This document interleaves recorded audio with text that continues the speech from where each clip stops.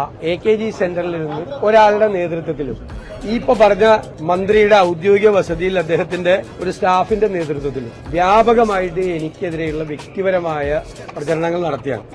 ഞാൻ ഡൽഹിയിൽ ചെന്നപ്പോൾ ഒരു മാധ്യമപ്രവർത്തകൻ, സീനിയർ മാധ്യമപ്രവർത്തകൻ എന്നോട് പറഞ്ഞു, താങ്കളാണല്ലോ സോഷ്യൽ മീഡിയയിൽ ഏറ്റവും കൂടുതൽ പ്രസൻസ് എന്ന് പറഞ്ഞു. ഞാൻ പറഞ്ഞു, ഞങ്ങൾ ചെയ്യുന്നതല്ല, നമ്മുടെ ശത്രുക്കൾ നമുക്ക് പ്രസൻസ് ഉണ്ടാക്കി തരുന്നതാണ്.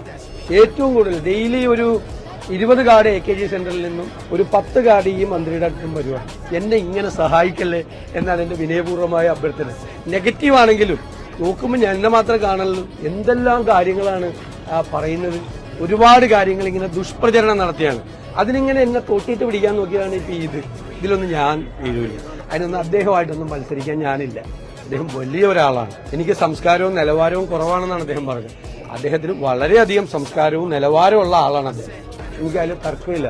നല്ല നിലവാരമുള്ള ആളാണ് അദ്ദേഹം. ഞാൻ അദ്ദേഹത്തെക്കാൾ നിലവാരം കുറഞ്ഞ ഒരാളാണ്. തർക്കമില്ലല്ലോ. അപ്പോ കാരണം പൊളിറ്റിക്കൽ നറേറ്റീവ്സ് ഉണ്ട് ഈ തെരഞ്ഞെടുപ്പ്. അത് LDFന്റെ ചങ്ക് തുളച്ചു പോകുന്ന പൊളിറ്റിക്കൽ നറേറ്റീവ്സ് ഉണ്ട്. ആ സബ്ജക്റ്റിൽ നിന്ന് ഒരാളും വഴിതെറ്റിച്ചു കൊണ്ടുവന്ന് നോക്കണ്ട. ലോക്കൽ ബോഡി തെരഞ്ഞെടുപ്പിൽ കേരളത്തിലെ UDF ജനങ്ങളുടെ മുമ്പിൽ അവതരിപ്പിച്ച കുറ്റപത്രമായിരുന്നു ഇലക്ഷനിലെ അജണ്ട. ഈ തെരഞ്ഞെടുപ്പിലും കേരളത്തിലെ പ്രതിപക്ഷം അവതരിപ്പിക്കുന്ന വിഷയങ്ങളായിരിക്കും ഈ തെരഞ്ഞെടുപ്പിലെ പൊളിറ്റിക്കൽ അജണ്ട. അതായിരിക്കും ജനങ്ങൾ ചർച്ച ചെയ്യാൻ പോകുന്നത്. അതിൽ നിന്ന് വഴിമാറ്റി കൊണ്ടുപോകാൻ വേണ്ടിയിട്ടാണ് ഈ തോണ്ടല്, പിച്ചല്, വലിക്കല്, തോട്ടിയിട്ട് വലിക്കല്. അതിലൊന്നും ഞങ്ങൾ വീഴില്ല.